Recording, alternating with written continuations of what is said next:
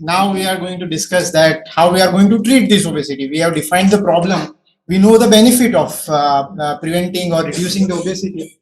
But what are the options we have right now in India to treat this obesity? Let me start with the news snippet. Very well-known person, Elon Musk. Everybody knows him. Always in the news, but recently one more important news, which is medically important. He has credited his fit body to a diabetic medication. Can anybody tell which diabetic medication it was? Semaglutide. Yes, sir. Semaglutide. Semaglutide. He is credited for that few hours. The anti-diabetic medication was trending first on the Twitter after he has declared this. So recently, the guidelines has been published by the Endocrine Society of India for the evaluation and management of obesity in Indian patient. Very recently published in August 2022. But why we require an Indian guideline when we have so many international guidelines with us for the management of obesity? The two main reasons are there. The first is the Asian Indian phenotype, as Dr. Rikin has mentioned, that despite having same BMI, we have more central adiposity. And because of that reason, we are at high risk of developing obesity-related complication at a lower BMI. We have all this higher insulin resistance, higher chronic inflammation, high risk of cardiovascular disease, high risk of developing type 2 diabetes at lower BMI. And therefore, the cutoffs for treating obesity or the defining obesity are different for the Asian Indian population. So for WHO criteria, the BMI more than 25, we start considering it as an obesity or we start considering it as a treatment. But for an Indian patient, we can consider BMI between 23 to 25 as an overweight. Though at that point of time, we need not to intervene in terms of pharmacotherapy or the surgery, but still the lifestyle changes should be advised at that point of time. Any patient who is coming up with a BMI of more than 23, patient should be advised for a good lifestyle modification. Beyond that, the BMI between 25 to 27, that is the grade 1 obesity, BMI between 27 and 29. Again, it is grade 1 obesity, and here we can start offering patient a pharmacotherapy. Any patient who is coming up with BMI more than 30 with one comorbidity in form of either type 2 diabetes, osteoarthritis, sleep apnea, cardiovascular disease, they should offer bariatric surgery. Any patient who is coming up with BMI more than 37.5, even without any comorbid condition, patient should be offered a bariatric surgery. So these are the weight loss targets has been discussed already, that the weight loss of around 5 to 15% required for type 2 diabetes, reduction in HbA1c, even remission in type 2 diabetes can be achieved with 7 to 10% for NFLD, PCOS 5 to 15%, for sleep apnea again 7 to 10%. So at least around 10 to 15% of weight loss is required for health related benefits in terms of obesity related complication. Before going to jump into the obesity management, whenever the obese patient comes, we need to evaluate in terms of obesity. We have to go for a focused obesity related history and examination, which includes the duration of obesity, when patient has started gaining weight, the lifestyle, the dietary factors, the exercise related factors, anything which is related to the which points towards the secondary obesity, which is not related to the lifestyle changes, should be focused in history as well as the clinical examination. We have to also rule out any kind of other causes which is contributing to the weight gain, especially the endocrinopathies like Cushing syndrome, growth hormone deficiency, hypogonadism. These are some of the endocrinopathies which are causing obesity in the patient.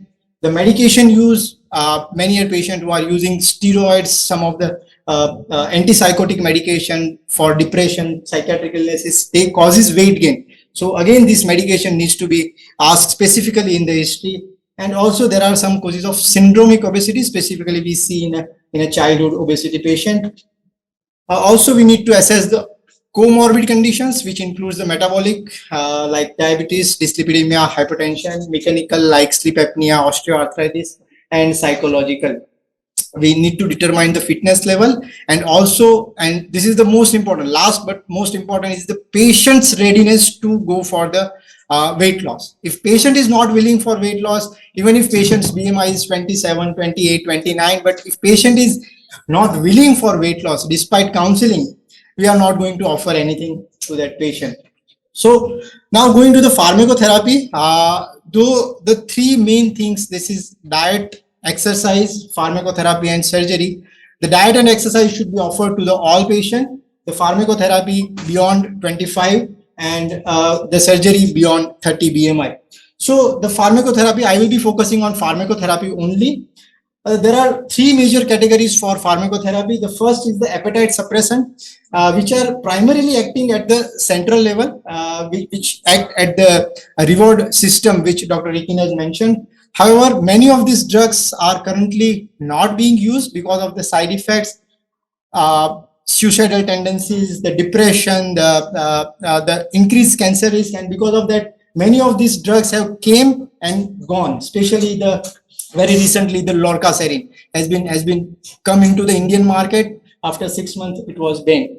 The gastrointestinal fat blocker, that is Orlistat, it helps in fat excretion and weight loss has been achieved. But the newer therapy which has revolutionized the management of obesity is the gut hormones, because they are acting at both the levels, at the peripheral level as well as the central level.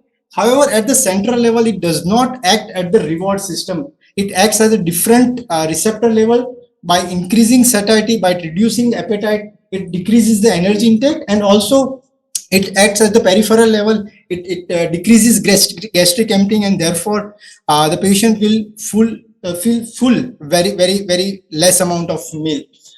So these are the different gut hormones which are being used for the obesity management. The glucagon-like peptide, this is GLP-1 receptor, the GIP, and the glucagon receptor. And these are the primarily acting at both the peripheral and the central level. At the central level, it increases appetite, it decreases the appetite, and at the peripheral level, it decreases the gastric emptying. It also have a good effects on bone, and all the cardiovascular and the benefits has been well known. So these are the currently approved, internationally approved medication which are available internationally. Orlistat, Liraglutide 3 mg, semaglutide 2.4 mg, naltrexone, bupropion fixed drug combination, and phentermine topiramate fixed dose combination. Unfortunately, the only thing which is available in India is Orlistat. The liraglutide is available, but liraglutide is available as an anti-diabetic medication. The maximum dose which we can give with the liraglutide, which is available device with us, is 1.8 milligram. So liraglutide, again, the 3 milligram is not available. If we talk about the approval of the obesity medication in India, currently only Orlistat is approved for obesity management in India. All other medications, if we use, they are off-label use.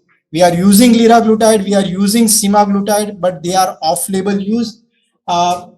If we see the weight loss which is happening with the different medication, with Orlistat, around 4 to 8 kg, 4 to 8% of baseline weight loss is happening.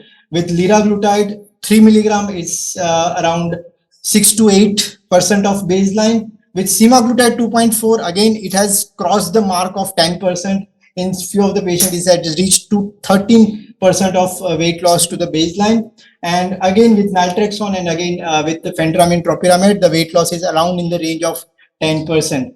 There are few side effects associated with this medication. With Orlistat, we all know the steatorrhea, flatulence, the deficiency of fat-soluble vitamins which are happening. With the GLP-1 analog, there is nausea, there is indigestion. Patient will feel dyspepsia, abdominal pain sometimes happens with the use of GLP-1 analog. With again with naltrexone, bupropion, again there are different kind of side effects which are happening.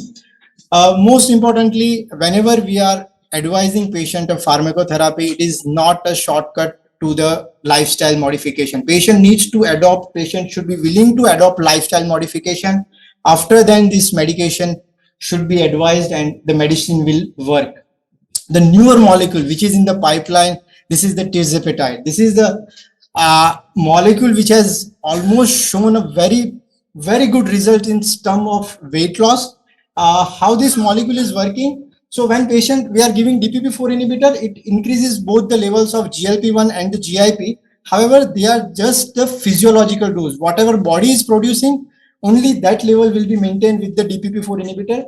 When we are giving GLP-1 analog from outside, like liraglutide or semaglutide, it reaches the GLP-1 level, reaches to the pharmacological level. So the additional benefit of increase in the satiety and the decrease in the gastric emptying will be happening when the pharmacological levels are reached. And with the combination, the blockage of the agonism of the both the receptor will have additional benefit.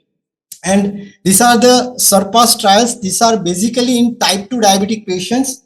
These are the phase 3 clinical trials, and what have been shown in this trial with the 15 milligram of Tizapetide, the weight loss in the range of 10 to 15% has been seen with this molecule in the different trial. Currently, for non-diabetic patient, the trial is ongoing. We are going to have result by 2024, and as soon as the trial will be published, this molecule is going to get approval for non-diabetic obese patient also. This is the comparative efficacy. If we see, as we have already discussed, for the getting the complication related or the health related benefit, at least 10% of weight loss is required. However, the previous molecules, especially this Fintriman, Orlistat, this molecule have not reached that 10% of weight loss. However, with the availability of semaglutide 2.4 mg, that is the injectable semaglutide, and the Tizapetide, they have crossed the 10% mark, and therefore all the health related benefit we are expecting with this molecule. We always say the prevention is better than cure. The good lifestyle modification since the beginning should be advised. However, the patient always asks that, can you give some medication which will prevent me from doing exercise, from doing diet? So they want to bypass, but very important thing that patient should be willing to adopt lifestyle changes. Then and then after you can prescribe all these medications. Thank you.